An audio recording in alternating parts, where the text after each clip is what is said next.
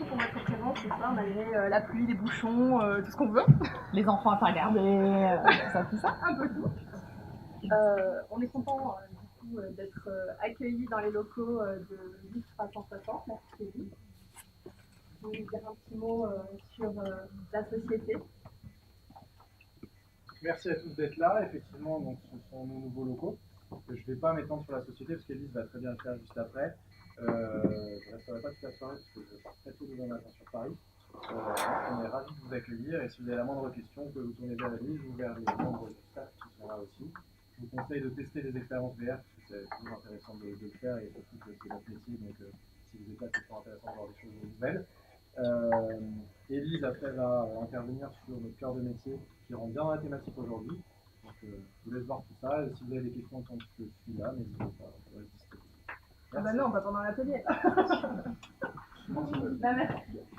Alors pour ceux qui ne connaissent pas l'association ANIN, c'est une association à but non lucratif qui vise justement à vous aider à maîtriser les outils digitales. Donc ce soir, on est tous réunis pour savoir quels contenus sont à privilégier pour générer le plus d'engagement. Et du coup, c'est Flora, que vous connaissez tous évidemment. Je me présenterai dans 2 secondes aussi. Un peu moi. Et Élise, qui allons animer cet atelier. Que des filles. Exactement. Girl power. Exactement. Donc le principe des ateliers, c'est vraiment participatif, interactif. Vous êtes là pour écouter nos conseils, mais vous êtes aussi là pour partager votre expérience. Vous êtes là pour poser vos questions, pour interagir avec nous, pour justement dire non mais ça j'ai pas compris ou ça vous êtes sûr, moi je fais ça, c'est pas mieux. Donc voilà, n'hésitez pas pendant qu'on intervient à justement à lever la main pour prendre la parole, ça sera avec plaisir. Donc Flora, je te laisse la parole. Donc, bonjour à toutes, bonjour à tous. Je suis vraiment ravie de vous retrouver ce soir. Pour ça, il y a plein de nouvelles têtes, comme à chaque fois. Donc, c'est un plaisir. Et je salue bien entendu nos habitués qui donc ont fait le déplacement, parce que beaucoup viennent de l'autre côté du département, parce que pour nous, c'est le bout du monde. Hein. Donc, alors, très rapidement, je me présente aussi. Donc, moi, c'est Flora et je suis ce qu'on appelle consultante en stratégie social média. C'est-à-dire que, et je forme aussi beaucoup certains chefs d'entreprise, comme également des collaborateurs, à monter en compétences et utiliser pour de bon ces gros outils que sont les médias sociaux qui habillent et habitent nos quotidiens de plus en plus. Alors, sans tarder, on démarre. Au programme, 3 gros points. Les questions à se poser pour créer de l'engagement aujourd'hui. Donc, j'en ai posé 3. Et je pense que ce qui serait bien, c'est qu'on se les pose également ensemble et qu'on travaille éventuellement pendant quelques minutes sur vos sujets. Les publications les plus efficaces, de la moins efficace à la plus efficace aujourd'hui. La gamification des contenus. Donc, comment aujourd'hui utiliser des petits leviers de gamification, on le définira ensemble dans quelques minutes, pour justement générer davantage d'engagement. Puis enfin, une question de philosophie. Voilà, je ne l'ai pas marqué là, mais on le verra ensemble. C'est le suspense. C'est ça. Je fais le fameux teaser, hein, comme pour le dernier Avengers. Je suis sûre que certains d'entre vous ont tellement hâte d'amener leurs enfants, ou même eux-mêmes. Alors, les questions à se poser pour créer du contenu engageant. La première serait, quels sont les centres d'intérêt de votre client idéal? Alors déjà, cette question, en fait, en soulève plusieurs. Est-ce que vous vous êtes déjà posé la question de savoir quels seraient mes clients idéaux? En marketing digital, on parlera des personas marketing. Donc un persona marketing, c'est par exemple Jeanne, 31 ans, directrice de communication dans un grand groupe, qui gagne, je ne sais pas, 70 000 € par an. Quelles sont ses passions? Quels sont ses problèmes? Et en quoi ma solution pourrait lui permettre de régler, en tout cas de lui faire gagner du temps, ou alors de lui permettre de résoudre un problème spécifique dans son quotidien. Voilà, j'avais dit Marjorie, dernière arrivée, devant, voilà. Et donc, si vous commencez déjà à vous poser cette question de votre client idéal, vous allez également vous poser la question suivante. Sur quel média social, avec un S, parce que très souvent on est sur un minimum 2 réseaux sociaux, mon ou ma cliente idéale va tous les jours, ou en tout cas une minimum 3 fois par semaine. Donc là, c'est bon, vous avez tous posé la question. Mais alors maintenant que vous avez votre client idéal, parce que souvent on n'en a pas qu'un d'ailleurs, on a des personas marketing, on a des cibles. Là, je vois Aurélie, qui dit oui, c'est bon, maintenant je suis prête. Alors, maintenant, quels sont ces centres d'intérêt? Là, Aurélie, ici présente, s'occupe de plusieurs pages de comptes d'agences immobilières sur la Côte d'Azur. Donc aujourd'hui, quand elle se met à la tête donc elle doit répondre à cette question, justement, mes clients idéaux, quels sont ces centres d'intérêt? Aujourd'hui, en fonction de la thématique de l'agence immobilière, ça va être notamment la vie du quartier de l'agence immobilière. Parce que directement, oui, je vais peut-être me concentrer une fois, je vais liker la page de l'agence en question, donc qui se trouve à Nice Nord, parce que je cherche un appart, ou en tout cas je cherche à vendre ma maison, par exemple. Mais une fois que cette action est passée, comment je fais à continuer à travailler l'engagement avec cette communauté que j'ai acquise? Et bien, c'est en cherchant des contenus annexes au centre d'intérêt de ma cible que je vais enfin pouvoir la faire rester sur mon média social, sur le compte ou la page sociale que je dois animer. Parce que le problème, c'est quoi? C'est qu'une fois qu'on a acquis un fan, il faut non seulement qu'il soit engagé, mais c'est qu'en plus de ça, il a envie de revenir et qu'il a envie de consommer. Enfin, ou alors pour certains qui ont des destinations, comme Marie, qui a une destination d'une ville entière à animer sur les médias sociaux, les faire adhérer une fois, c'est super, mais comment faire pour qu'ils continuent à interagir avec mes publications?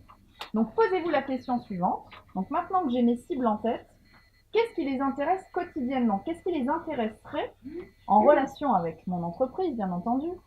Mais qu'est-ce que je pourrais donner comme type de contenu plutôt que de juste communiquer sur mes offres, mes produits, mes services, les ristournes et mon actualité? Et la vraie question, Flora, c'est comment on fait pour savoir tout ça? Eh bien, comment on fait pour savoir tout ça? Il faut leur poser la question. C'est ça. Il faut étudier votre statistique. Il faut étudier vos statistiques. Tu veux dire un mot là-dessus? Comme tu veux. Oui, vas-y. Du coup, pour chacun de vos réseaux sociaux, vous avez des statistiques, effectivement, sur Twitter, sur Facebook, sur Instagram. Sur LinkedIn aussi, il y a des statistiques. Sur les pages entreprises. D'ailleurs, petite nouveauté, vous avez dû voir que vous pouvez maintenant modérer vos pages entreprises directement depuis votre mobile pour LinkedIn. Donc ça devient enfin plus facile à utiliser. Une question? Non, une question? Non. Du coup, avec vos statistiques, vous pouvez justement prendre vos statistiques pour regarder qu'est-ce qui a été pertinent, qu'est-ce qui a été vraiment, quel a été le sujet qui a le plus touché votre cible, et savoir aussi quelle tranche vous touchez d'âge, si vous touchez plus les hommes ou les femmes, si vous touchez plus les cadres, les personnes retraitées, et ça vous permet justement d'avoir un bon outil d'aide à la décision sur votre stratégie de digital en général. Et de création de contenu. Exactement. Est-ce que vous avez tous téléchargé l'application Analytics de Facebook, par exemple? Non, vous allez voir. Donc ça, c'est quelque chose que vous pouvez télécharger. Vous pouvez la télécharger parce que ça vous permet en temps réel. Je vous le dis, on mange personne. Hein. Vous inquiétez pas. On peut donc télécharger son application sur son téléphone afin d'être toujours à même d'avoir les statistiques uniquement et puis page par page. Donc ça, c'est vrai que c'est assez pratique.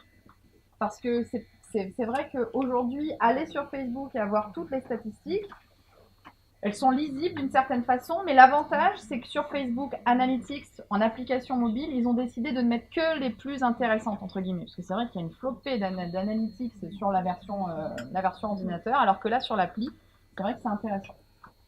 De toute manière, si c'est une question que vous vous posez, par la suite, on pourra faire des écrans ensemble et voir les statistiques pour ceux que ça intéresse. Même si ça pourrait faire l'objet d'un atelier en entier. C'est vrai. Donc une fois que vous êtes posé cette question, la deuxième serait, mais alors maintenant, quel contenu souhaite-t-il lire, découvrir, regarder? Donc là, ça veut dire que je vous guide un petit peu, c'est-à-dire que parfois vous allez leur donner un peu de lecture.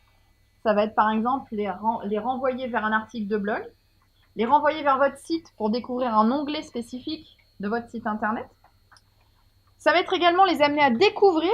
Alors, est-ce que ça va être découvrir grâce à une vidéo? Donc, notamment, tout à l'heure, Élise nous en parlera. Comment, grâce à la vidéo, aujourd'hui, vous pouvez travailler l'engagement? Donc, on vous montrera un exemple tout à l'heure et j'en ai d'autres à vous montrer également sur Facebook. Mais également, quoi regarder? Parce que c'est vrai qu'aujourd'hui, notamment sur Instagram, on a cette manie du scroll. Vous savez, cette façon de faire constamment comme ça. C'est à l'infini. En fait, ça s'arrête jamais. Donc, qu'est-ce qui fait que votre regard, notamment sur Insta où on ne voit pas ou peu les descriptions, va faire que vous allez avoir cet arrêt sur image. Et bien là, c'est pareil.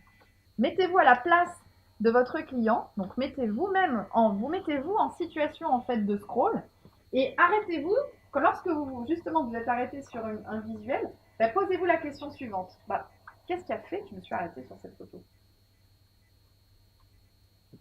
Là, notamment à l'occasion de Pâques, moi, ce qui a attiré mon attention, c'était à chaque fois qu'il y avait un petit peu de dorure. J'ai remarqué, je me suis posé la question de savoir. Je suis allée sur Insta et j'ai déroulé. Et dans ma tête, je faisais un filtre. Je voulais voir des trucs de Pâques. Bon, j'ai pas forcément mis le hashtag Pâques, mais à chaque fois que je déroulais, je me rendais compte que quand je m'arrêtais, paf, voilà, du doré. C'est tout bête, hein, c'est un bouchon de Valmont. Voilà, c'est l'hôtel Bellerive qui fait un focus sur sa crème de jour. Bon, très bien, ils ont des produits de leur spa. Et donc voilà, paf, ça a arrêté mon regard. Mais ça veut dire qu'à un moment donné, vous aussi, vous pouvez essayer de travailler sur cette couleur, sur cette nuance, sur cette texture, qui fera que vous aussi, vous pouvez faire la différence pour qu'il y ait ce fameux stop dans le scroll de votre cible.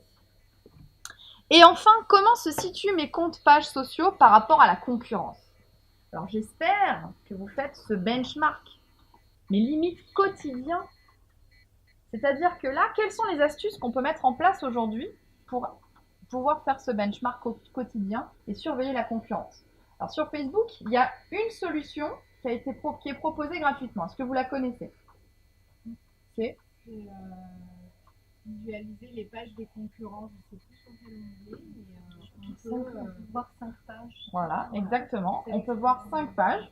Donc je vais me le noter tout de suite, comme ça on ira voir l'écran ensemble après.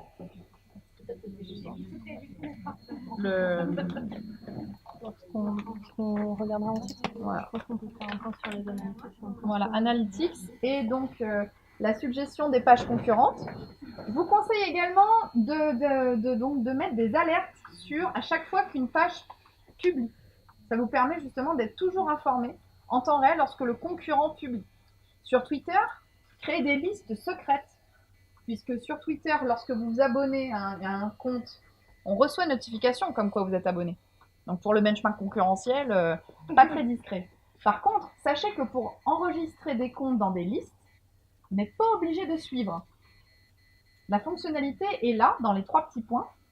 D'ailleurs, prenez votre smartphone, allez sur Twitter. Pour tous ceux qui sont sur Twitter. Est-ce qu'il y a des gens qui utilisent cette méthode ou pas? Oui. Oui. Forcément. Alors, prenez votre smartphone, allez sur n'importe quel compte Twitter, genre admin. Ouais, asso admin, Voilà. c'est pas mal. Si vous le suivez pas, vous pouvez le suivre. Un peu d'autopromo, ça fait pas de mal. Donc, tout le monde est sur l'appli Twitter. Vous allez donc sur le compte de votre choix. Et là, en haut à droite, vous avez 3 petits points. Ici. Vous les voyez, les 3 petits points? Et vous avez ajouté ou retiré des listes. C'est bon? On n'est pas sur Twitter. D'accord. Donc, voir les listes. Donc là, vous pouvez voir nos listes. Et donc, toi, il faudrait... Tac. Pourquoi vous n'avez pas ajouté ou retiré des listes? Voilà, pardon, c'est là. Et donc là, il faut créer une liste. Mais attention, il faut penser à la mettre tout de suite en privé. Parce que si on la laisse en public et qu'on ajoute tout de suite le compte à cette liste, il va recevoir une notification comme quoi on l'a ajouté dans une liste. Donc, du coup, ce n'est plus en secret. Donc, vous pouvez cliquer sur ajouter et retirer les listes, créer une liste, et à chaque fois, prenez cet automatisme de bien classer en fait ces nouveaux abonnements dans des listes privées ou secrètes, tout dépend de votre logique, bien entendu. Mais vous serez ainsi toujours informé de ce que font vos concurrents, sans aller à la mano à chaque fois, voir ce que fait la concurrence. Et sur LinkedIn, est-ce que c'est possible de le faire ça? De mettre des alertes? Non. C'est possible que si vous avez donc la version Sales Navigator, je ne sais pas qui parmi vous a la version Sales. Voilà, donc que j'adore. Donc Sales Navigator qui est donc plutôt orienté commerciaux. Bon, en même temps, elle est un petit peu onéreuse, hein, mais elle vaut son pesant d'or lorsqu'on sait bien l'utiliser. Et donc là, sur LinkedIn, donc Sales Navigator, on peut mettre des alertes en fonction des comptes que l'on veut donc surveiller, ces fameux comptes prospects. Voilà, sinon sur LinkedIn, pour le moment, mis à part mettre des favoris dans des onglets via son Word, etc., on ne peut pas faire grand-chose de plus. Mais donc, en tout cas, voilà, concrètement, surveiller la concurrence, ça ne veut pas dire y aller à la main à chaque fois. Ça veut dire s'organiser. Parce que oui, ça prend du temps, mais en tout cas, ça vous fait gagner aussi du temps. Parce que dans la réflexion des contenus que vous allez pouvoir vous aussi créer. Sans copier. On peut le faire aussi via TweetDeck. Alors ça serait pour Twitter. Voilà, pour Twitter, on a aussi TweetDeck. Mais ça, on pourra, si tu veux le montrer, on verra si on a le temps. Je pense qu'on fera un atelier. Voilà, on peut faire un Est-ce que vous avez, vous voudriez qu'on rajoute une autre question, par exemple? Apparemment non. Non? Alors, Java. Flora, tu peux juste nous redire, s'il te plaît, pour Facebook, là, les 5 pages, la sortie en Eh bien, on va le montrer après. On va le faire en direct. Passons maintenant aux publications les plus efficaces. Donc, c'est tiré, c'est pas nous qui l'inventons avec Caroline, hein, promis. C'est pas tiré d'un chapeau, c'est le blog du modérateur, donc la bible du community manager que vous êtes tous, ou en tout cas en devenir, qui est donc paru en janvier 2019. Et alors, ils ont décidé que les infographies étaient les moins bonnes publications aujourd'hui que vous pouviez faire. C'est-à-dire qu'en fait, on est persuadé que les infographies marchent super bien. Eh bien, c'est pas le cas. Mais en même temps, elles marchent bien. C'est juste qu'on peut faire mieux que ça. Mais en tout cas, sur Facebook, il y a aussi l'histoire qu'il ne faut pas dépasser 10% de l'image. Sinon, par rapport à l'algorithme, il casse la diffusion et la portée de ta publication. Même en naturel. Donc c'est vrai que bon, ça c'est une information à prendre en compte. Là en l'occurrence, je l'ai pris l'exemple sur Twitter. Donc il datait de tout à l'heure, puisqu'on a donc Novetic qui a mis l'infographie en ce retour de week-end pascal. Vos placards débordent sans doute de lapins, de poules et œufs de Pâques en chocolat. Je vous le souhaite, sinon ça va fouetter. Mais connaissez-vous le vrai goût du chocolat? Voilà, et donc pour moi, je trouve que cette infographie, alors elle est entre guillemets bien, puisqu'en fait, si je clique sur chaque image, j'ai le contenu. Par contre, elle n'est pas bien publiée. C'est-à-dire que pour moi, l'exemple est bon et pas bon à la fois. C'est-à-dire que les hashtags sont bien choisis. On a infographie, Pâques et chocolat. On a bien un lien raccourci personnalisé, c'est-à-dire qu'ils ont acheté une extension personnalisée. C'est pas un Bitly ou un Goo.gl, même si maintenant c'est fermé. Donc, qui n'est pas coutumier avec les liens raccourcis? Tout le monde sait ce que c'est un lien raccourci? Ça ne change pas de les acheter. Eh bien, en fait, plutôt que d'avoir un bit.ly qui, finalement, tu fais de la pub pour un service, eh bien, tu peux passer par Bitly et tu peux lui donner ta propre URL raccourci. C'est-à-dire qu'en fait, leur site, c'est novetic.com, admettons, ouais. Et ils ont acheté comme nom de domaine nvth.fr. Tu le rentres dans Bitly et gratuitement, tu peux raccourcir 50 liens par mois. Si tu dépasses les 50 liens raccourcis, franchement, si tu réfléchis bien, tu en raccourcis plus de 50 par mois. Moi, non. Hein. À part avec mon robot qui en raccourcit peut-être, même si non, je suis pas à 50. Donc non. Je pense qu'en fait, non. nvth.fr, voilà, c'est le lien raccourci, ce qui leur permet d'éviter de mettre le lien long vers leur site web et que ça soit joliment ici mis et que ça soit vraiment personnalisé. Et ce qu'ils auraient même pu faire encore mieux, c'est en personnalisant ce petit scrognonieux. Donc sur bit.ly, tu peux donc raccourcir ton lien et tu peux également personnaliser le scrognonieux qui est ici. Donc là, ils auraient même pu mettre donc infographie Pâques, par exemple, ou infographie chocolat. Et pourquoi je dis que les images sont mal mises? Parce qu'en fait, chaque image aurait pu être un tweet. Parce que là, ça n'aide pas à l'engagement. Pourquoi ça n'aide pas à l'engagement? L'usage de l'utilisateur. C'est-à-dire que quand il va scroller, il va voir quelque chose qui va l'intéresser. Donc si je suis interpellée par ça, par exemple, eh bien c'est une chose. Sachant qu'aujourd'hui, vous avez une technique sur Twitter qui vous permet, par exemple, de rattacher chaque image l'une après l'autre. C'est ce qu'on appelle des threads. T-H-R-E-A-D. Les threads. C'est-à-dire qu'en fait, ce sont des autoréponses à son propre tweet. Notamment, reprenez Twitter si vous voulez le tester en direct. Donc, vous écrivez un tweet de votre choix. vous tapez du scrogneux, hein. Et en bas à droite, vous avez un petit plus bleu. Je t'ai posé la question de savoir à quoi ça reste ce petit plus bleu là. Et tu cliques dessus et il y a marqué ajouter un autre tweet. Ce qui fait qu'ici j'ai écrit un tweet, je peux réécrire un tweet. Et donc là, toute cette infographie aurait pu se dérouler sous mes yeux. Mais chaque infographie, finalement, chaque image avait son propre tweet dédié. Beaucoup plus lisible. Et ça reste lié. Et tout restait lié. Ouais. Est-ce que je peux dire aussi beaucoup plus de chances d'être vu? Parce que le problème d'un truc, c'est qu'on sait qu'il a une durée de vie courte. Oui. Si du coup, au lieu d'en faire un, j'en fais 4, est-ce que je multiplie les chances d'être vu? Alors du coup, je te recommanderais de créer dans ce cas-là un tweet, tu l'envoies, t'attends un petit peu. Un tweet, tu l'envoies, t'attends un petit peu, peut-être avec 10 minutes de décalage. Parce que sinon, le thread est considéré comme un tweet, si tu veux. Voilà. Après, par contre, ce que tu peux avoir, c'est si par exemple, tu as un taux d'engagement plus fort sur l'un des 4. Par exemple, c'est sur celui-ci qu'on enregistre le plus de taux d'engagement. Eh bien, ça va aider le thread entier à rester en haut. Parce que vous avez dû remarquer aussi que sur votre fil d'actualité Twitter, eh bien maintenant, on voit quand même plus par défaut les comptes avec lesquels on interagit le plus. Et on voit des tweets qui comportent les mots-clés avec lesquels on interagit le plus. Et si vous voulez voir un fil Twitter par ordre chronologique, vous devez cliquer sur les petites étoiles en haut à droite de votre écran pour les avoir par ordre chronologique. Et oui, l'algorithme est fait comme Facebook maintenant. Il est fait de sorte que vous ne voyez finalement que ce que vous avez vraiment envie de voir. Un peu contradictoire, mais c'est comme ça. Donc ce tweet, il est bien parce que c'est une infographie. D'ailleurs, je ne peux que vous recommander de le faire. D'ailleurs, qui a déjà essayé de créer une infographie? Oui, tu l'avais fait sur quoi? Canva. Ouais, c'est my baby.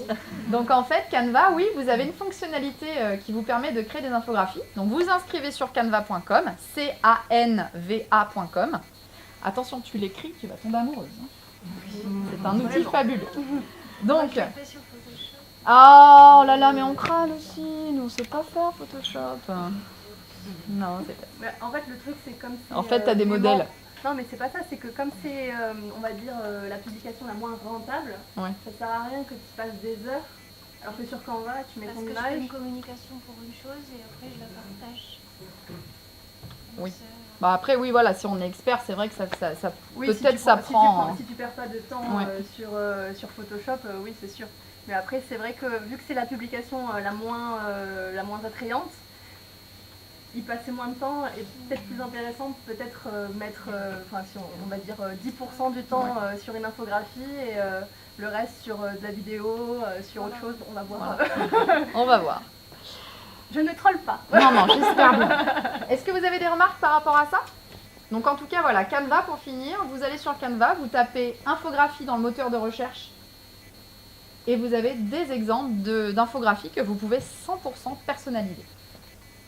On passe au GIF. On pourra aussi D'ailleurs. vous faire une démonstration si vous voulez. Oui, si on a le temps. Parce que- Alors, donc j'ai pris un GIF donc de Sophie Gironi qui nous dit Good morning Twitter, c'est déjà mardi. Et qui dit mardi conseil. Hashtag mardi conseil. Et oui, puisque tous les mardis, sur la communauté Twitter, vous mettez hashtag mardi conseil et vous avez un certain nombre de conseils plus ou moins intéressants selon ceux qui le publient.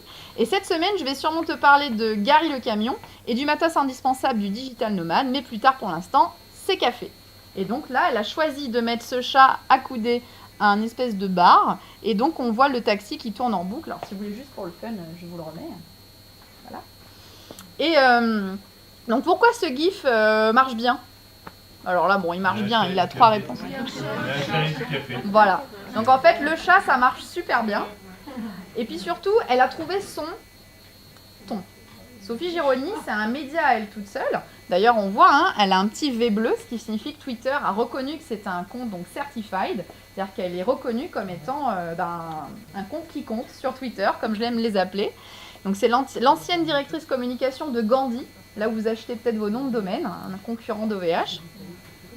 Donc, et donc, elle, en fait, elle a vraiment un ton éditorial bien spécifique. C'est-à-dire qu'elle écrit comme elle parle. C'est mardi, bon ben voilà, on a compris qu'elle le dirait comme ça. Et donc, en fait, en plus de ça, elle a plusieurs identités, en fait, sur Twitter, puisque Gary le camion, c'est elle. Elle a également publié un livre sur la Seto, les menus Seto. Comment? La cuisine Seto, merci. Donc, j'ai découvert avec elle, puisque je ne connaissais pas. Et donc là, voilà, elle a utilisé voilà, ce système. Donc c'est très simple. Elle a mis quoi? Mardi Conseil, Digital Nomade. Elle a rementionné un compte qui la concerne. Et puis le GIF animé qui parle à tout le monde. Et donc là, oui, ça attire mon regard. Parce que si vous déroulez votre flux Twitter, finalement, on n'en a pas tant que ça des GIFs. Et par contre, si tu le places, il faut qu'il soit vraiment bien rattaché au message. Vous les utilisez comment, vous? Vous en utilisez? Pas encore. C'est vrai que toi, tu commences à plus les utiliser. Tu as eu une période où tu ne les utilisais pas du tout. Ouais, des situations. Mais même en message privé, tu les utilises. Ouais. Alors que c'est vrai que moi, je trouve que c'est encore un tout petit peu fastidieux, la recherche de GIF, pour trouver le bon GIF au moment où tu parles. Alors autant choisir un GIF pour une publication, je suis d'accord pour y passer du temps. Par contre, de choisir un GIF en mode réponse en message privé, je vais peut-être pas passer trop de temps sur ça. Mais en tout cas, donc vous avez GIPHY, qui est votre bibliothèque de GIF. Donc maintenant, vous avez Facebook et Twitter qui ont passé un partenariat avec eux. Donc c'est vrai que c'est plutôt rapide d'y accéder. Et qui a passé un partenariat avec GIF dernièrement? Canva. Donc je n'ai pas d'action chez eux, je te rassure. Hein. Donc voilà, sur Canva, tu as... quand même. Ouais, c'est vrai, des fois, on dit ça. Mais j'aurais dû l'inventer ce truc. Mais je suis née trop tard. Et donc, nous voilà avec Giphy, que vous pouvez utiliser. Et puis dans quelques instants aussi, vous saurez que vous pouvez créer vos propres GIFs. Et pour ceux qui ont vu mon joyeux anniversaire sur les réseaux sociaux, je l'ai créé avec Giphy.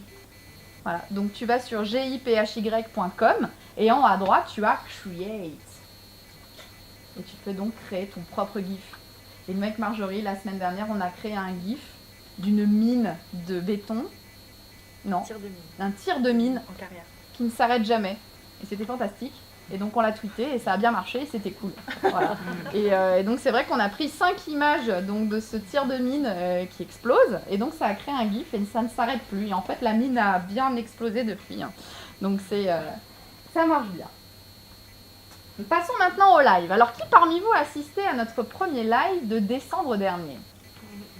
Merci. Merci. Vous étiez donc 2, 3. Alors, donc, on a organisé en partenariat avec l'agence Indigo, Team Digital, un live streaming. C'est-à-dire que là, on a prévenu notre communauté en amont qu'il allait se passer un truc en direct. Alors, évidemment, ceux qui sont venus à notre atelier ont assisté en direct au fameux truc. Et ont participé au live. D'ailleurs, on les voyait sur l'écran, etc. Et puis, ceux qui n'ont pas pu venir ont pu donc assister depuis leur canapé ou depuis le pôle Nord, hein, au live streaming en direct. Mais surtout, ce qu'ils ont pu faire, c'est qu'ils ont interagi. C'est-à-dire qu'au-delà de regarder la vidéo, comme tu pourrais consommer de la télé classiquement, en fait, ils ont pu poser des questions et à la seconde près, la question s'affichait. Ce qui fait que par la suite, on a pu reprendre les questions pour y répondre lors d'une session de questions. Et donc là, ça fait que les personnes dans leur canapé et les personnes présentes dans l'événement ne forment qu'une seule et même communauté qui assiste à un événement unique. Donc ça veut dire qu'au-delà de dire je lance un live, c'est je lance un événement digital et physique à la fois. Eh bien ça, on pourrait croire que ça marche du feu de Dieu, mais non, ça n'a toujours pas pris l'ampleur que ça pourrait avoir. Et à tort, parce qu'il y a vraiment un réel potentiel aujourd'hui pour le faire. Et dans le cadre des différentes expériences que j'ai pu avoir jusqu'à aujourd'hui, donc j'ai remarqué que le taux d'engagement n'était pas si énorme que ça, et pourtant les médias sociaux eux-mêmes mettent tout en œuvre pour que ça le soit, pour que ça soit le cas. C'est-à-dire que lorsque tu ouvres un live sur Facebook ou sur Twitter, ça t'envoie une notification. Ça envoie une notification à une certaine proportion de tes abonnés. Sur Twitter, tu peux même avoir décidé, lorsque tu as décidé d'activer les alertes mobiles pour un compte spécifique, tu es prévenu en direct lorsque j'ouvre mon premier live, ou en tout cas que je lance un live sur Twitter. Et bien malgré cela, il n'y a pas tant de visiteurs que ça. Le dernier live que j'ai lancé, d'ailleurs on a partagé l'événement ensemble, c'était donc l'inauguration du MAS à Nice Matin, le premier incubateur de start-up de Nice Matin. Et j'ai eu que 147 visiteurs, vus. Donc c'est vrai que c'est assez peu, étant donné que j'ai plus de 2000 abonnés sur Twitter, en toute modestie. Mais du coup, c'est vrai que c'est là qu'on se rend compte quand même que, en fait, un live, ça se prépare. Un live, ça s'annonce en amont, comme un événement. Pendant, ça s'anime, c'est-à-dire qu'on ne parle pas que à la communauté qui est en face physiquement, on parle également à celui qui est derrière son écran. On doit faire qu'il se sente dans la soirée, il se sente dans l'événement. Et donc si un jour tu venais à inventer, à proposer un événement comme celui-ci, il faudrait vraiment leur parler à cette communauté. En fait, il faudrait s'imaginer qu'on est en webinaire, vous savez, cette espèce de conférence où on est vraiment tous derrière nos écrans pour le coup.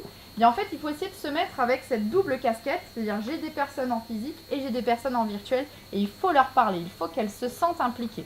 Sinon, elles vont zapper parce qu'elles se croiront devant la télé. Et non, il ne faut pas qu'elles zappent.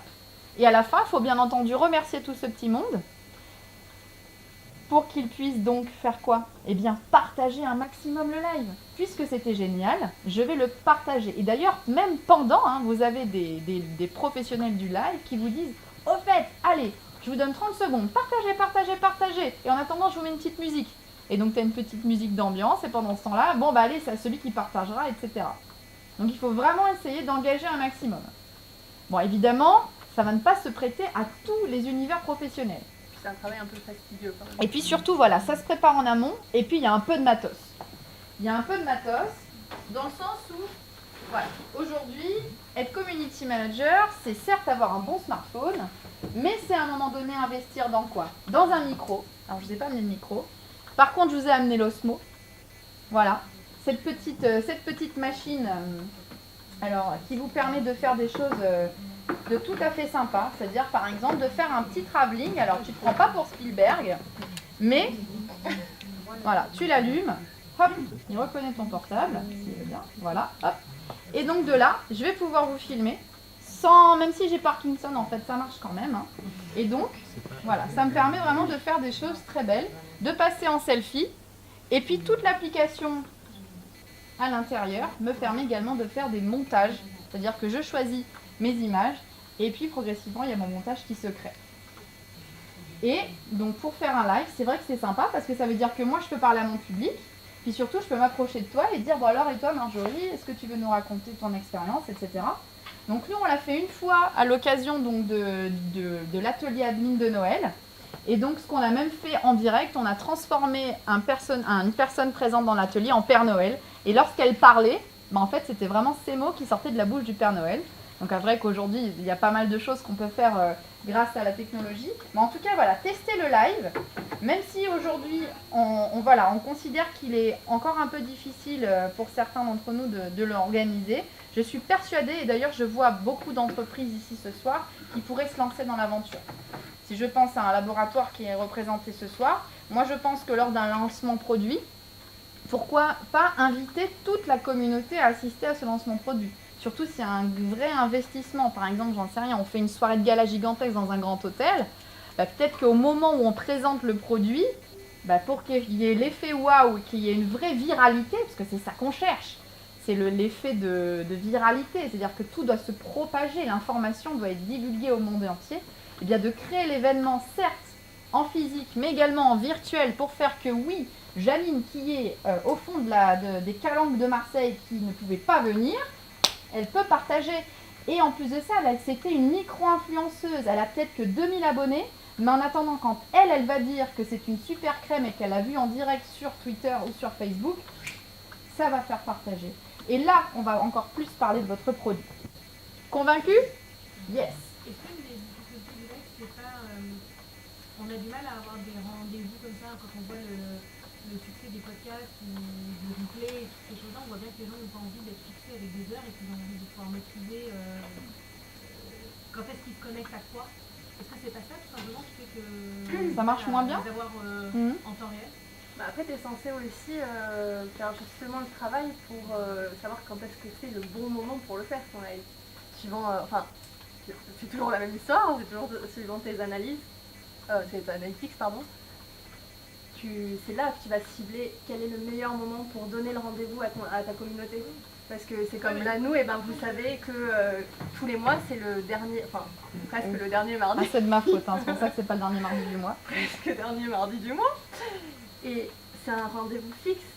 Pareil, vous pouvez faire très bien des lives en rendez-vous fixe, mais avec justement peut-être que toi, tes abonnés, ils préfèrent le mercredi à 11h du matin. Tu vois, et ils seront là et il faudra bien leur annoncer en amont en leur disant c'est un événement en fait. Comme nous on fait du teasing pour notre événement, toi tu le feras pour ton live parce que c'est un rendez-vous. Ça reste un rendez-vous.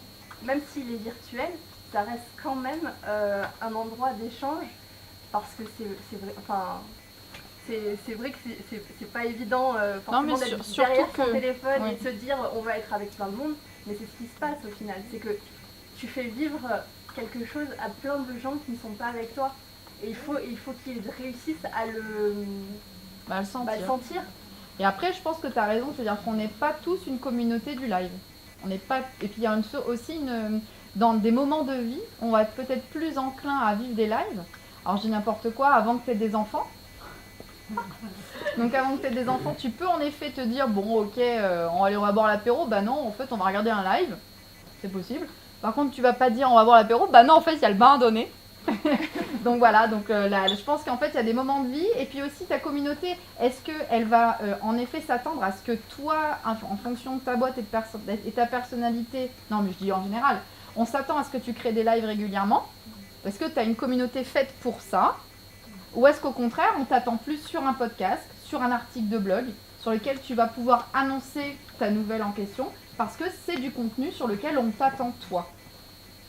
Ou bien justement lorsqu'on est sur une grande marque, lorsque là on doit faire vraiment un événement mais marqué, parce qu'on a quelque chose à présenter d'important, parce qu'on a une grosse communauté, parce qu'on a de gros moyens aussi peut-être. Ou alors non, on a des petits moyens, mais justement on a une communauté forte. Et un jour, on n'en fait jamais des lives, mais un jour on a décidé d'annoncer vraiment quelque chose de fort. Par exemple, vous n'aviez pas de site web. Eh bien, vous avez ouvert votre site web en catimini, personne n'est au courant. Vous avez peut-être vos 3000, 5000 abonnés sur les médias sociaux, hyper qualifiés. Eh bien, ce jour-là, vous ouvrez votre site internet et vous l'annoncez. Eh bien là, en effet, grâce à un teasing, je pense que vous pouvez avoir peut-être 10, 15, 20% de votre communauté. Et même si vous avez ces 20%-là, il faudra les chouchouter le temps du live. Et bien sûr, après, vous servir du replay. Je te rejoins là-dessus. Je peux passer ? Oui, je pense qu'il faut avancer, d'accord. C'est vrai que j'ai toujours beaucoup de chat. Les images, alors je vais passer assez peu de temps. Donc on voit quoi? Le Kids Club, donc un centre d'animation pour enfants qui souhaite joyeuse Pâques.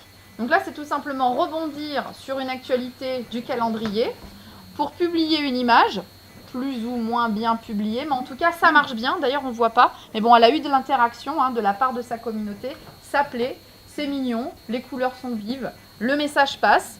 Par contre, j'en profite juste pour vous rappeler que sur Facebook, vous pouvez faire publier en plusieurs langues. Tu n'es plus obligé d'écrire en français et en anglais dans la même publication.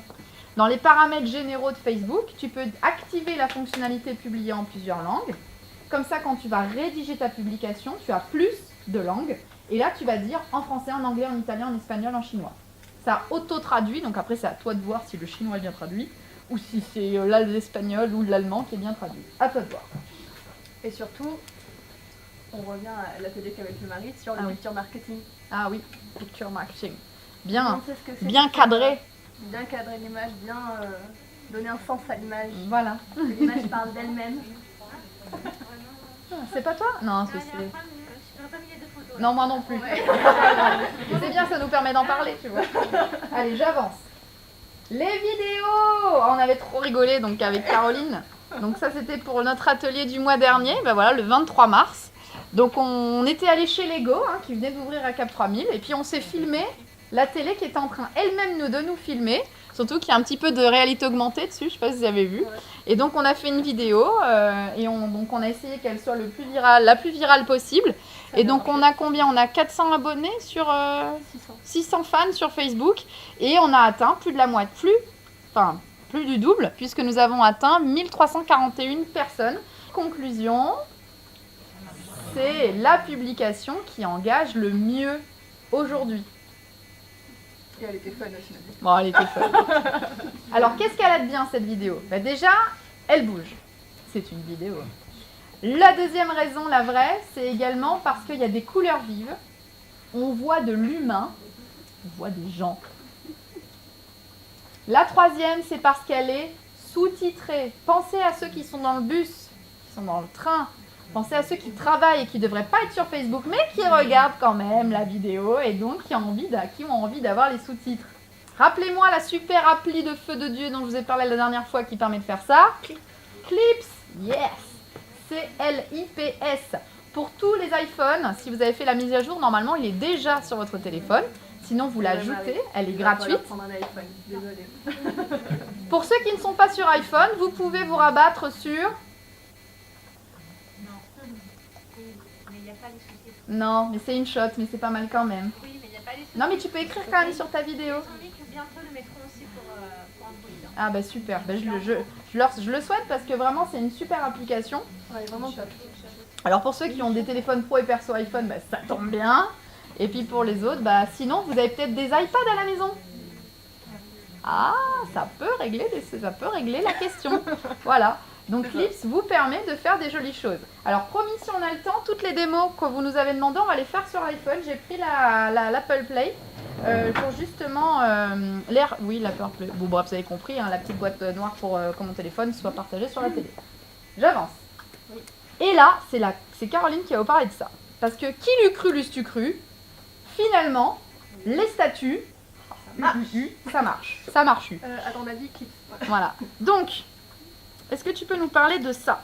Alors, vous vous dites pour Noël, ce qui va marcher, c'est soit un GIF, soit une superbe infographie, soit une photo de l'équipe avec les bonnets de Noël, soit une vidéo.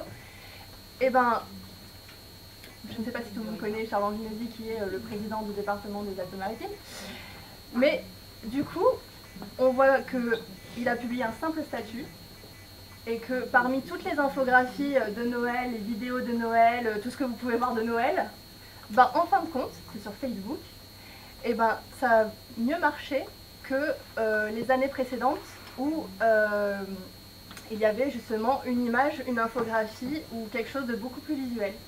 Parce que des fois, les gens, ils cherchent juste la simplicité du message. Là, et ben, dans le message, il les touche, en fait, quelque part. C'est d'ailleurs le mot toucher, le cœur de chacun d'entre vous. Et ça parle de chaleur et de magie. Et puis... en fait, des fois, ça suffit une simple phrase. Vous avez pas, enfin, c'est sûr que c'est pas un roman. Si vous écrivez un roman... On a surtout l'impression que c'est un message personnel, en fait. Ouais. Exactement. Ça redevient plus personnel qu'un truc qui aurait été fait par quelqu'un d'autre. Donc ça me... Du coup, ça donne exactement. Il y a un certain statut, on se dit, bah, il m'a parlé à moi.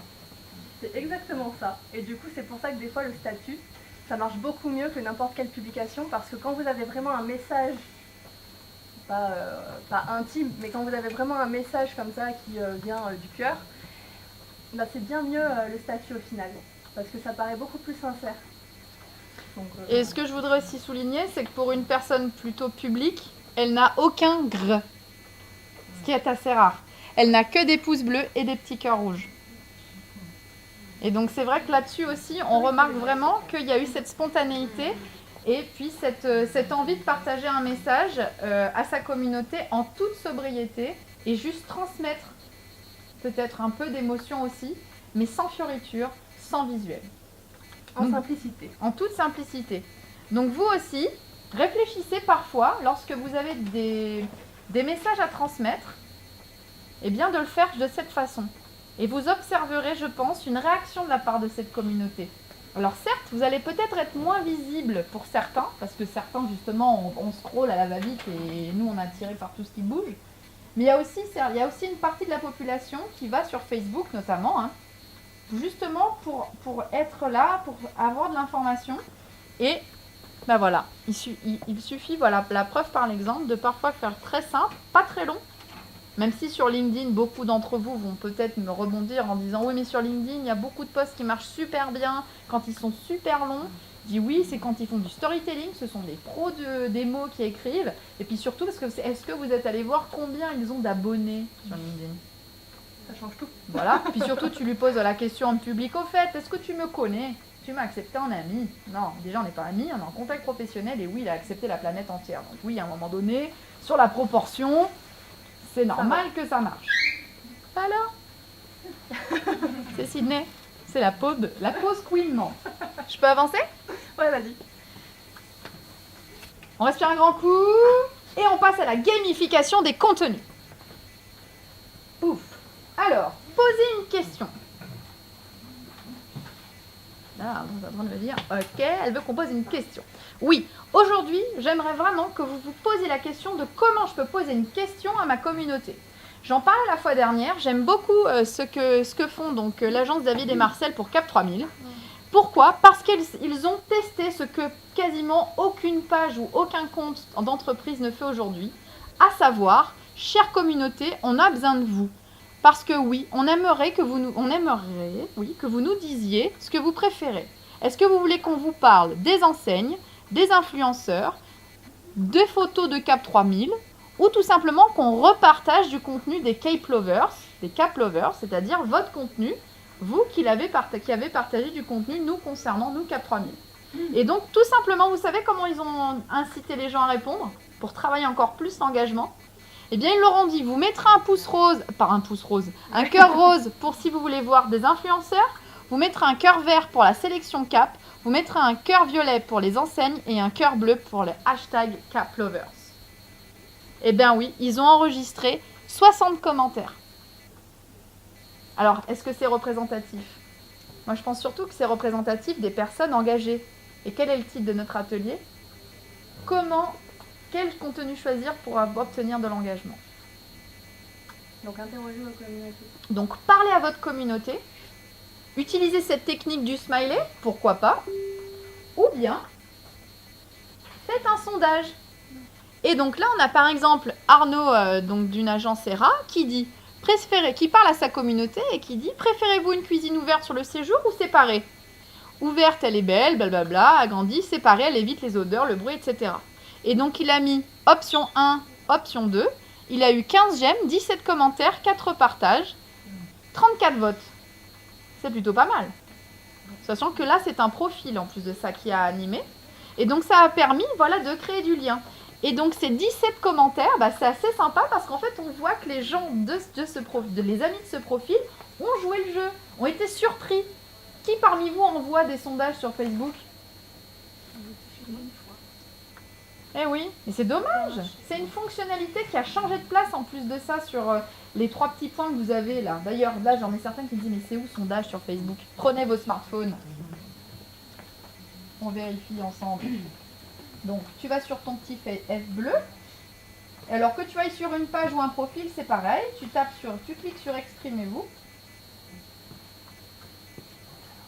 Ouais. Et là, tu as en bas, après appareil photo, tu as sondage. Et là, tu peux mettre option 1 ou option 2. Et bien entendu, tu peux accéder à ta photothèque ou bien tu peux ajouter un gif animé. Est-ce que tu préfères glisser ou est-ce que tu préfères nager? Et là, tu mets le pingouin qui glisse. Je fais bien le pingouin qui glisse. Et après, tu mets une superbe nageuse qui fait de la brasse. Bref, à toi de choisir. Et donc, tu peux travailler. Et donc là, ça attire le regard. Pourquoi? Parce que c'est nouveau. Ça change. Ça permet vraiment de sortir un petit peu de ce fil d'actualité qui est toujours pareil, quoi. Hein? Bon, rien à voir. Et surtout, tu as envie de répondre. Voilà, la question. tu as envie de répondre puisque la question, c'est comment on engage sa communauté. Ou bien faire de la curation. Alors, un petit peu d'autopromo pour Atelier Admin encore. Donc là, qu'est-ce qu'on a fait avec Caroline? Eh bien, on a trouvé un article intéressant de codeur.com et on l'a repartagé. C'est-à-dire qu'on a écrit: hello les amis, on commence la semaine avec 10 nouveaux outils hashtag social media à tester cette année, 3 points d'exclamation. Le lien que l'on a collé, ça a donc généré cette miniature. Tout ça, c'est cliquable. Donc, si vraiment tu n'arrives pas à aller sur le site, c'est que il y a un problème. Tu as un problème, voilà. C'est que ton ordinateur ne marche pas, ou je sais pas, ta tablette. Et puis, donc, qu'est-ce qu'on a eu? On a peut-être eu que 9 j'aime, 2 commentaires, 3 repartages, mais on a quand même atteint la moitié de notre communauté. Non, c'était il y a un an, donc on a atteint... Ah, donc bien plus, parce qu'on devait être à 400 fans alors. Ouais. Donc on a atteint quasiment toute notre communauté grâce à ça. Bon, et grâce aussi aux 3 repartages, parce que ça veut dire qu'on a atteint les amis de nos fans. Après, ce qui est important quand vous partagez un lien, c'est, et ce que propose d'ailleurs Facebook, après on peut parler des autres réseaux sociaux, mais là du coup l'exemple est sur Facebook, c'est qu'il vous propose de soit repartager juste le lien, soit de partager toute la publication là c'est codeur.com. Et ça génère beaucoup plus d'engagement que si vous allez sur le lien pour copier le lien et le mettre sur votre post. Parce que l'algorithme Facebook fait que Codeur.com l'aura publié. Et du coup, il a la primeur de l'information et il estime que vous, c'est une redondance. Donc, c'est pas intéressant. Et donc, vous aurez moins d'engagement que si vous repartagez la publication de Codeur.com. Enfin, ici, Codeur.com. Voilà. Mais du coup, c'est bien parce que nous, on a repartagé la publication de Codeur.com, mais du coup, on n'a pas la petite vignette Codeur.com qui s'est affichée, ni le texte de Codeur.com. On a personnalisé nous-mêmes le lien. Mais on est bien passé par le site, cliquez sur les boutons de partage sous l'article et repartagez sur notre page ou sur votre profil, en fonction de ce que vous voulez faire. Des questions par rapport à ça? C'est pas bien de citer que ça vient de Codeur. Si, on aurait pu, via @codeur, Ouais. et puis ils auraient pu donc recevoir une notification et éventuellement Là, nous du taguer, coup, vu que ça s'est fait nous liker. directement via leur page Facebook, ils voient déjà que nous l'avons partagé. Ah oui, dans Du leur, coup, dans les ils widgets. ont dans leur nombre de partages association admin. Après, si c'est sûr, si c'est depuis le site internet, c'est bien de les nommer comme ça, et ils ont l'information et ils peuvent eux Envoyer repartir. l'appareil Voilà. à notre moment. On en parlait tout à l'heure, la réutilisation des contenus produits par votre communauté. Donc là, on a pris l'exemple du compte officiel donc du CRT Côte d'Azur, Visite Côte d'Azur sur Instagram. Et donc eux, ce qu'ils ont fait, ils ont donc fait ce qu'on appelle l'expression un regram. Parce que comme vous le savez, sur Instagram, on ne peut pas repartager un contenu existant. Ils ont donc fait un imprimé écran de cette photo. Ils ont changé la description et ils ont bien cité l'auteur. Ici, très important. Voilà, sinon on a donc en effet l'application Ripost que vous téléchargez sur votre smartphone qui vous permet de repartager, là pour le coup, avec le nom directement ici du créateur du contenu. Par contre, il est très important, je vous l'assure, de renommer à nouveau, de mentionner dans la description du post, dans le commentaire, la personne qui a créé la première fois, qui a pris cette photo, parce que non seulement ça va être important pour elle que vous l'ayez nommée, mais surtout parce que c'est elle qui est la créatrice de l'image, et bien entendu, ça va lui permettre de gagner en visibilité, puisque vous qui êtes, je crois que vous êtes 83 000 à suivre Visite Côte d'Azur, enfin j'en fais partie aussi, et bien maintenant, maintenant, on connaît que Sanderlust Official existe, et donc on va peut-être être abonné à ce compte à nouveau. Et par contre, en amont, si vous publiez des photos d'autres personnes, pensez bien à leur demander l'autorisation. Parce que si vous l'utilisez et que la personne découvre, même que vous ayez mis son hashtag, son arrobase, si elle n'est pas d'accord pour que vous utilisiez l'image, tu peux peut-être nous partager ton aventure, Aurélie? Pas contente. Là où, oui, il y a quelques temps là. Ouais, il y a 15 jours. Oui, c'est-à-dire que oui, mais là on avait partagé mon image, mais sans me mentionner. C'est ça qui m'a énervé. Sur Twitter et sur Instagram. Voilà. Nulle part, même pas dans l'image? Nulle part. Et mon texte aussi. En fait, on a copié-collé Ouais, on ma t'a volé, publication. Voilà. Et donc quand on a une belle communauté comme la sienne, c'est pas, enfin même que d'ailleurs qu'on n'ait pas de communauté du tout, c'est important vraiment parce que la personne se sent trahie, se sent volée. Le droit de Il a le droit à l'image. Donc c'est les droits d'auteur en fait, ça s'applique ici. Bah oui, à partir du moment où on ne mentionne pas, c'est du vol. Clairement. En tout cas, tu leur as fait la pub qu'il fallait. Mais quoi qu'il arrive, j'étais énervée. Voilà. Non, parce que Aurélie toute rouge. Je lui ai envoyé un message en privé, Ouais. elle m'a pas répondu, elle m'a bloqué et elle a laissé toutes mes publications. C'est pour ça que je me suis énervée. Bah oui, mais t'as bien. Voilà. Mais non, mais tu l'as expliqué d'ailleurs. T'as eu raison. Oui, tu l'as expliqué. Elle m'a bloqué carrément et elle a laissé mes publications et elle m'a bloqué, je pouvais plus y accéder. Ouais. Donc, bon, Pas c'était bien, très hein. correct. Donc voilà, on a le. Hein, Tu vois, tu aurais très bien pu porter plainte. Là, cette personne, si la personne n'a pas été contactée par le CRT pour la publication de son image, elle peut très bien porter plainte. donc là, Oui, j'ai. mais là, si toi tu publies et tu mets hashtag Côte d'Azur France, implicitement, tu leur dis qu'ils peuvent publier ton image. Non. Après, il y a une Non. différence entre public et privé. Si tu as ton compte public, tu peux repartager en identifiant la personne. Et en plus, par la suite, il faut prouver que ta photo, que tu l'as en format RAW. Ouais. J'ai peu de Oui, personnes. légal. On pourra faire un atelier. Droit à l'image. Sur les réseaux sociaux, normalement, c'est sur le domaine public. Mais en tout cas, par précaution, pensez à demander quand même l'accord à la personne. Ah oui, et puis même ça vous permettra toujours de créer le lien avec quelqu'un Exactement. qui pourra du coup être engagé encore davantage, et vu que c'est ce qu'on cherche, c'est tout bénéfice pour votre communauté et pour vous. On peut également rebondir sur l'actualité. Alors tout à l'heure, je vous ai montré un exemple avec Joyeuse Pâques, mais là, c'est vraiment le newsjacking par excellence. C'est-à-dire que là, on a Assassin's Creed, alors pour ceux qui connaissent, peut-être d'ailleurs je l'ai mal prononcé, donc c'est ce jeu vidéo, qui donc a tweeté une image de synthèse de Notre-Dame de Paris, le lendemain ou le surlendemain de l'incendie. Donc ils ont écrit, d'ailleurs je ne comprends pas très bien le message, mais c'est pas grave. C'est pour une semaine, nous offrons gratuitement la version PC d'Assassin's Creed Unity. Assassin's Creed Unity a été pensé comme un hommage ultime à la ville de Paris et nous espérons que notre drame retrouvera plus vite son éclat le plus étincelant. Donc là, non seulement ils font du newsjacking, mais en plus de ça, ils proposent une offre sur un drame. Donc je cautionne pas à 100%. Mais en tout cas, je trouvais l'exemple plutôt pertinent pour notre cas. En termes de pub, c'était. Comment ? Tout le monde en a parlé de ça. Oui. Du coup, en termes de publicité. Alors, ils ont aussi offert leur aide pour Notre-Dame, parce qu'ils ont réellement bien dessiné D'accord. les monuments de Paris. Ok. Ils ont bien. Comment ? Ils seront faits par un studio construit. Oui, c'est Ubisoft. Oui, là. Qui retweet d'ailleurs. La chargée de projet, elle a proposé son aide parce qu'elle a bien modélisé. Ah, d'accord. Et oui, mais ça, on comprend pas. Nous, on croit qu'ils font de la récupération avec ce tweet. Justement, ils se sont mis à disposition des architectes pour revenir toute la visibilité. D'accord. Eh ben, c'est peut-être ça alors qu'il aurait fallu travailler comme message. Parce que là, en plus de ça, alors après, c'est très soft. Haha, c'est le cas de le dire. Parce qu'il n'y a pas de hashtag, il n'y a pas d'arrobase. Mais bon, selon moi, donc c'est du newsjacking, mais de récupération. Et d'ailleurs, beaucoup d'entreprises sont décriées d'avoir dit qu'elles avaient donné des millions, alors qu'en réalité, il y en a d'autres. Et donc voilà. Mais c'était pour moi un bon exemple. Et donc il y a à prendre et à ne pas prendre dans ce tweet. Mais en tout cas, voilà, notez-le. C'est-à-dire que quand on l'a notamment, demain, il y a Avengers qui sort.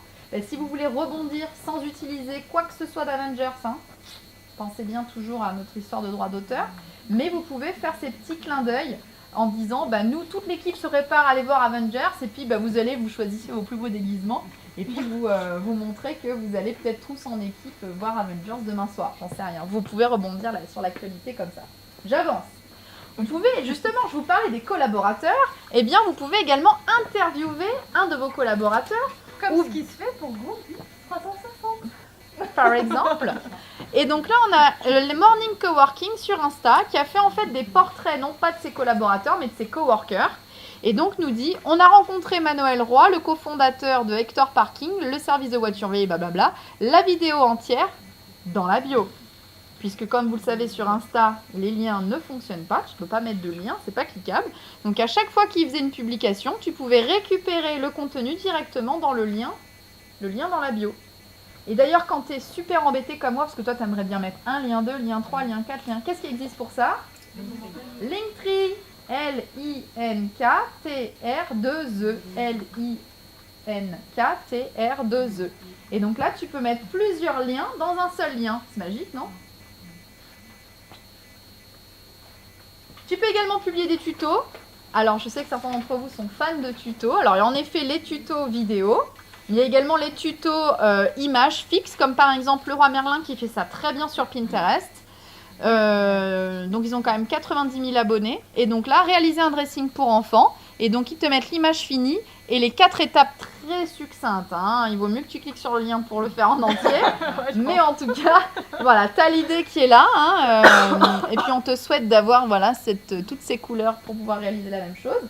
Et donc, ça aussi, c'est une idée à prendre que de pouvoir réaliser des tutos. Et sur Canva, tu as aussi plein d'exemples avec des images différentes, un peu dispatchées pour que toi aussi, tu puisses incorporer tes petits tutos pour réaliser.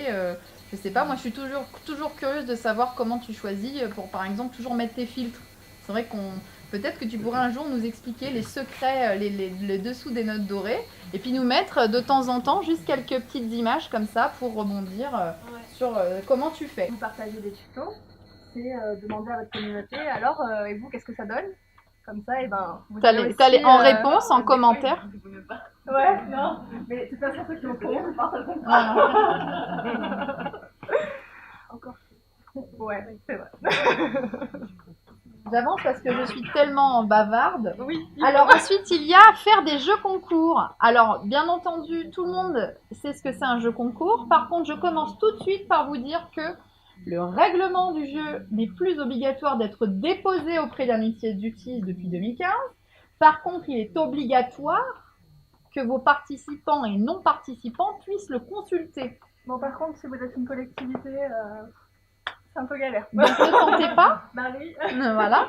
Mais par contre, les jeux concours dans le privé, allez-y. Mais par contre, s'il vous plaît, déposez votre, plutôt hébergez ce fameux règlement de jeu concours soit sur votre site internet. Si vous n'avez pas de site web, vous créez un article, par exemple, sur votre page Facebook, qui vous permet de laisser libre accès au règlement du jeu concours. Je connais un site qui vous fournit gratuitement un exemple, vous n'avez plus qu'à remplir, c'est Contest App. Tu tapes donc dans Google K-O-N-T-S-A-P-P, K-O-N-T, Contest App, voilà, tu as compris l'idée avec un K.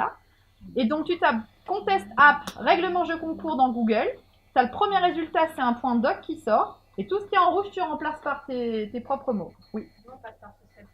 Ah oui, alors ça, Social Checker, c'est payant. Et tu peux faire des jeux animés, enfin, voilà. Et donc, tu as Social Checker et ton Contest App sont les deux concurrents. Tu dessus et tu as directement, tu mets le règlement dedans. On va plus avoir un graphiste. Bon, et même s'ils proposent des petites formules assez simplistes. Mais là, dans le cadre où vraiment tu as zéro budget, déjà le plus important, s'il te plaît, pense à ce règlement de jeu concours. Et donc là, l'exemple, c'était de l'hôtel Camp-Merle, tout simplement. Jouer et tenter de gagner votre séjour évasion pour 2 personnes. Tu cliques, d'ailleurs, c'est Social Checker. Le lien, parce que vous voyez, c'est raccourci. S-H-A-K-R. Après, tu les connais par cœur, hein, les liens raccourcis. Et donc, tu sais que ça, c'est le règlement du jeu concours. Oui, j'avance. Ça existe que sur Twitter ou sur Facebook? Social Checker? Non, les concours. Les concours. Ah non, tu peux le faire sur le réseau social de ton choix. Ah oui, tu peux le faire où tu veux. Donc là, on a bouclé la boucle. On vous a donné plein d'idées de... Oui, c'est après. Donc sur l'engagement. Alors j'aurais voulu vous faire débattre sur cette question. Communiquer ou engager, faut-il choisir? Non. Mais en fait, on n'a pas le temps. Voilà. Mais bon, c'est pas grave, ça sera pour une prochaine fois. Ou si vous voulez, on pourra échanger, voilà, là-dessus. Donc, communiquer ou engager, en fait, je pense, comme disait Marjorie il y a 2 secondes, peut-être qu'il ne faut pas choisir, ou peut-être que des fois, on peut choisir, mais en tout cas, ne cherchez pas que l'engagement. Très honnêtement, ne cherchez pas que l'engagement. Soyez le plus naturel possible. Pour vraiment, en fait, c'était la conclusion sur laquelle j'aurais voulu qu'on arrive, c'est d'être le plus naturel possible aujourd'hui parce que votre communauté vous ressemblera si vous lui donnez voilà, tout l'amour qu'elle mérite et surtout transmettez-lui les valeurs que vous voulez absolument faire transparaître de votre entreprise, de votre entité ou de vous-même. Bah, comme c'est mon cas, je travaille toute seule, donc il faut, enfin, même si j'ai des super partenaires, mais voilà, quand on est chacun dans son coin, c'est important aussi de transmettre ses valeurs. Et donc ça c'est important. Donc communiquer, oui. Et voilà, donc communiquer, engager, écouter. Bah, encore une fois, poser des questions à votre communauté pour savoir sur quoi communiquer et donc savoir sur quoi les engager. Mais VIP 360 dans tout ça. Non, merci. Ça c'est de la transition. Moi je vais mettre un timer, je crois, pour. Mais non, ça va bien se passer. Donc je te redonne ça. Ouais, je veux bien. Je vais être rapide, hein, parce qu'on n'a pas d'oreiller en plus, donc... Non. Alors, attends, il faut que je change ça. Est-ce que tout le monde connaît la réalité virtuelle? Ça parle à tout le monde? Alors... Voilà, j'ai mis le chrono. On compte sur toi, Elise. Comme ça, je surveille. Donc, bon, je vais essayer d'être rapide là-dedans. Donc, nous, alors, on est la société dans laquelle vous êtes aujourd'hui, dans les locaux. Kevin l'a mentionné tout à l'heure. Donc, nous, on est spécialisé en contenu 360 degrés. Donc, c'est ce tu n'as pas évoqué, d'ailleurs. Bah non, mais je te laissais le faire. Que, voilà. Et réalité virtuelle, donc il y a des casques qui sont pendus là. Donc, je vous invite à l'heure à aller les voir. Donc, on fait aussi de la vidéo 360 par moment et tout ce qui est drone. Rapidement, donc nous, on a le siège qui est ici à Sophia Antipolis. Après, on a un réseau d'agences en France, en Suisse, dans les Caraïbes et la Réunion aussi. Voilà, donc on a d'ailleurs 2 de nos franchisés qui sont présents ce soir. Voilà, c'est en formation. Nous, l'idée, c'est vraiment en fait de créer du contenu qui soit interactif et immersif. C'est vraiment les 2 mots-clés à retenir.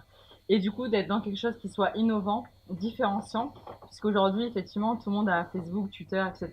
Tout le monde s'amuse à utiliser de la vidéo, du live et compagnie. Donc, comment aujourd'hui on arrive à faire un bruit visuel différent des autres? Il y a des outils pour ça. Et ces outils-là, on peut les retrouver à la fois sur le site web, sur Facebook, Twitter, enfin, voilà, ça se décline sur tous les supports possibles et imaginables. Donc, je vous expliquerai un petit peu après. Et moi, ce qui m'intéresse aussi par rapport à ça, et là, je vais vous poser la question, c'est on va plutôt parler de la visite virtuelle aujourd'hui parce que on va pas parler de VR et de réalité augmentée et de réalité mixte et voilà. Tu peux peut-être nous dire la différence. Non, pas ce soir parce que là, ça fait déjà 1 minute 40 que je parle. Donc, on parlera de la visite virtuelle uniquement. Et la question, c'est, d'après vous, aujourd'hui, combien de temps les gens réellement restent à regarder une vidéo? Enfin, une vidéo sur Twitter, sur Facebook, sur les réseaux sociaux, d'après vous? 30 secondes, 10 secondes. Même peut-être moins. Alors, est-ce qu'on laisse les experts répondre? Vas-y, C'est toi l'expert. Donc, voilà, alors en général, on va dire 1 minute, c'est vraiment le max pour une vidéo. On peut tirer à 1 minute 30, mais on risque de perdre 30% de l'audience. Après, sur Facebook, etc., comme c'est du scroll, 20-30 secondes, c'est le mieux. Donc, ce qui est bien, c'est si vous faites une vidéo, de demander à la personne qui l'a réalisée de vous créer des mini-séquences pour que vous puissiez en publier plein. Et ce qui est intéressant aussi, c'est de voir par rapport au site web, sur une page d'accueil du site, on va dire les gens, alors ça dépend des pages, mais grosso modo, s'il reste 1 minute sur la page d'accueil, c'est le bout du monde, quoi. En général, c'est 30 secondes, ça va très vite. Et généralement, les gens vont pas forcément voir les autres onglets. Donc, il faut être malin et mettre les informations essentielles sur la page d'accueil. D'ailleurs, c'est pour ça qu'à un moment, il y avait des sites web qui étaient simplement une seule page. Ils essayaient de tester effectivement ce fait que 90% des gens vont rester que sur la page d'accueil. Donc, pourquoi s'embêter à aller payer un webmaster pour faire 20 pages alors qu'il n'y a que 10% qui vont aller les voir? Bon, après, c'est un débat. C'est une bonne question. Voilà, et nous, ce qui nous intéresse, et là, on appelle nous. c'est ça. Ce qui nous intéresse, c'est vraiment... C'est question, c'est vrai. Nous, ce qui nous intéresse, c'est que finalement, aujourd'hui, quand on regarde les statistiques de nos clients, on arrive à avoir sur de la visite virtuelle un temps moyen de consultation qui est de 3 minutes 30. Moi, j'ai des clients avec qui on monte à 6-7 minutes. Et c'est pas c'est des petits hôtels tranquilles, voilà, c'est pas non plus... Donc ça, c'est intéressant de travailler sur ça. Pourquoi? Parce que c'est interactif et immersif. Du coup, les internautes ne subissent pas l'information. Ils prennent le temps de naviguer à leur rythme, de consulter les choses dans le sens qu'ils veulent, visiter, de découvrir. Il y a ce côté, comme tu disais, gamification, qui fait que du coup, ça marche, tout simplement. Et aujourd'hui, c'est un média qui vraiment marche de plus en plus. Sinon, je ne serais pas là aujourd'hui. Et d'ailleurs, en témoigne nos références. C'est vrai qu'on est hyper actifs dans le 06. Et d'ailleurs, je remercie certains de nos clients qui sont venus ce soir, notamment Rétif, les écoles de Condé. Bon, il y avait l'hôtel Duclos tout à l'heure, The Yoga Center aussi. Non, c'est bon, je crois. Donc, c'est aussi la preuve que finalement, peu importe le secteur d'activité, on peut le faire. Voilà. Après, ce qui est aussi intéressant en visite virtuelle, c'est que vraiment,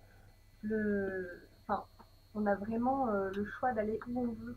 En fait, c'est vraiment, on n'est pas contraint comme dans une vidéo à se dire bon il a envie de nous montrer le baby foot, on va au baby foot. Ben non, si on a envie d'être sur la terrasse, et ben on va sur la terrasse plutôt. Et on choisit vraiment ce qu'on veut voir, quoi. Donc bon, j'avais prévu de montrer plein d'exemples, mais on va en faire que 2 pour aller rapidement prendre un peu de rosé et de vin blanc. Donc, je vais vous présenter alors 2 cas d'études, la chocolaterie du Fou et le deuxième, c'est le 314, c'est le casino de Cannes, parce que je trouve que c'est assez intéressant. Alors là, l'idée du Fou, c'était de valoriser le fait que les chocolats sont fabriqués en France. Tout bête. Mais il faut le mentionner parce qu'aujourd'hui, c'est un peu le nerf de la guerre, parce qu'il y a beaucoup de mélanges de chocolat, etc. Et de dire, ben voilà, nous, on a une usine qui existe, qui est physique, qui est là, en France. Donc on peut d'ailleurs s'amuser à regarder l'environnement dans lequel elle est implantée. Bon, je ne trouve pas que ce soit le meilleur aérien qu'on ait fait, il y a des choses plus intéressantes, mais bon. Et là, en fait, ça nous dit, ben en fait, nous, on a aussi 5 boutiques dans les environs de Dijon. Donc si on clique dessus, on va en 360 degrés visiter la boutique et donc se rendre compte physiquement de ce qu'ils ont à proposer. Et au fur et à mesure, on a créé un storytelling avec eux où on va en même temps découvrir comment est fabriqué le chocolat grâce à des petites séquences vidéo. Donc on arrive à mixer finalement dans 360 à la fois de la vidéo, du texte, pourquoi pas des fiches techniques. Enfin, on peut vraiment créer un contenu qui soit multimédia. Donc je vais quand même cliquer. Après, je crois que ma connexion internet n'est pas très bonne. Voilà. Donc on nous explique la plantation, donc où est-ce qu'ils vont chercher le cacao, etc. Et ensuite, on rentre dans l'usine. Concrètement, on veut voir un petit peu à quoi ça ressemble et comment ils font leur chocolat. Et donc là, on est directement en 360 dans la boutique. Alors, j'ai un petit problème d'internet, mais bon, ça va venir. C'est ça, vous avez réussi à vous... Ah, vous êtes là, je vous cherchais. Je vous propose de me rejoindre aujourd'hui à Charolles. Donc là, on a intégré un personnage animé qui est une vidéo dans de la photo. De notre boutique, bien évidemment, et d'aller au gré de vos envies piocher de ça, de là, les différents produits, mais également de me rejoindre en laboratoire et d'aller chercher. Bon, blablabla, je vous enverrai les liens pour ceux qui veulent. Donc là, il invite les gens à décorer l'usine, etc. Et en même temps, on remarque que dans la boutique, on peut venir dans l'usine acheter des chocolats. Et on a mis des petits boutons de panier qui renvoient vers des catégories produits du site e-commerce. Donc on arrive finalement dans une interface qui soit ludique, interactive, à mixer un tas de contenus qui vont jusqu'à avoir du call to action. Donc c'est, comment tu traduis des appels à l'action pour vous inciter à faire une action sur... pour acheter, parce que le but du jeu c'est de convertir. Hein. C'est sympa de mettre des gifs et compagnie, mais autant aussi faire en sorte qu'ils cliquent sur acheter. C'est ça. Petit panier d'ailleurs, voilà. C'est très concret. Et après, donc, on peut effectivement aller visiter la suite de l'usine. Donc on a les différents laboratoires. Alors je passe rapidement. On peut aller voir le laboratoire praliné, ganache, etc. Ah, c'est top. Donc on est vraiment dans cette découverte. Et finalement, l'idée c'est quoi? C'est d'engager le consommateur en donnant cette transparence. Aujourd'hui, les industriels le font de plus en plus. Pourquoi? Parce que si vous avez l'impression de connaître la marque et de savoir où sont fabriqués vos chocolats, forcément, ça va plus vous donner envie d'aller les acheter chez eux que chez un concurrent. C'est tout bête. Et d'ailleurs, c'est pour ça que Fragonard et compagnie s'amusent à avoir des espèces de mini visites d'usine à côté des boutiques. C'est que ça va multiplier le panier moyen par 4,3. Donc, ceci dit en passant, ça peut valoir le coup de le faire. Et aujourd'hui, les industriels font de plus en plus de visites d'usines, etc. Donc, si vous avez des activités intéressantes à voir, je sais pas quelle est l'activité, mais j'ai entendu parler d'explosion. Peut-être qu'il y a un truc intéressant à faire, de venir faire découvrir l'espace, si c'est possible. Pourquoi On est pas. un petit peu partout dans le monde, mais c'est vrai qu'il y a des spécificités, c'est l'industrie, mais Voilà. le béton et les carrières. Donc il y a peut-être, voilà, ça peut se faire. Et aussi, pour ceux qui ne peuvent pas physiquement venir visiter l'espace, ça peut être intéressant de retrouver cette visite de manière virtuelle sur un site, etc. Parce qu'aujourd'hui, quand on cherche, je prends l'exemple de Schneider, de Carrosse, ils veulent aller chercher des clients qui sont hors 06. C'est le cas de, je pense, beaucoup des clients du 06. Comment on fait? On fait en sorte que l'usine, on puisse la visiter à distance, tout simplement. Comme on parlait de live tout à l'heure sur Facebook. Après, ce qui peut être bien, c'est aussi que c'est la vocation de l'interne et de l'externe. Enfin, oui. Aussi, voilà, nous, je sais qu'on a vu la problématique où c'est notre réseau qui ne pouvait pas se déplacer dans un magasin. Donc, c'est pour ça qu'on a fait complètement cette visite virtuelle. Donc, ça peut être aussi une petite formation pour les collaborateurs. Pour se déplacer en rayon? Pour se déplacer dans le magasin, le visiter. On n'avait pas l'opportunité. Ça coûtait moins cher de leur faire une visite virtuelle que d'amener chaque personne, en plus avec des créneaux comme ils sont en magasin sur toute la France, ça veut dire des personnes en moins dans les magasins, donc là ils peuvent le faire à distance, ils peuvent, on a pu montrer en convention, etc. Donc c'était, derrière ça peut, on peut imaginer sur un outil de formation, comment on va positionner, comment on va faire du merch dans le magasin, etc. J'avais pas pensé à tout ça. Ouais, mais ça en fait, bon là j'ai pas le temps de le développer, mais effectivement on est pour parler avec pas mal de sociétés pour faire effectivement du merchandising, de la formation. C'est ce qu'on fait avec Nespresso notamment, pour former les vendeurs en fait de manière ludique et pas leur envoyer des PDF indigestes où le taux de rétention de l'information est quasiment nul, quoi. Donc un deuxième exemple, et puis après on regardera sur les réseaux sociaux ce que ça donne. Là c'était 3,14 de Cannes. Donc quel est l'enjeu du casino? C'est d'inciter les gens à venir. Et qu'est-ce qui fait que les gens ont envie de venir au casino? C'est la taille du gain. Donc on a envie de venir pour gagner de l'argent et pas en perdre, c'est un peu l'objectif du casino. Donc on a fait un truc très malin, c'est qu'en fait on a relié la visite virtuelle à un back-office, parce que nous on peut le faire en fait. Et ça permet en fait aux gens de venir régulièrement venir mettre à jour les derniers gains qui ont été gagnés sur les machines pour faire en sorte qu'au fur et à mesure de la visite dans le casino, on puisse voir. Là, on a Laquelle a craché le plus En 2019, voilà, ce mois-ci, il y a eu 1 700 et quelques euros qui ont été gagnés dans le casino. Donc en 2019, on est déjà à quasiment 10 millions. Donc là, les gens se disent « Ah tiens, je vais aller jouer, j'ai peut-être mes chances ». Donc qu'est-ce qu'on fait? On rentre dans le casino. Donc en plus, on a mis l'heure actuelle pour vraiment donner encore plus ce côté temps réel. Et on va dans les machines à sous.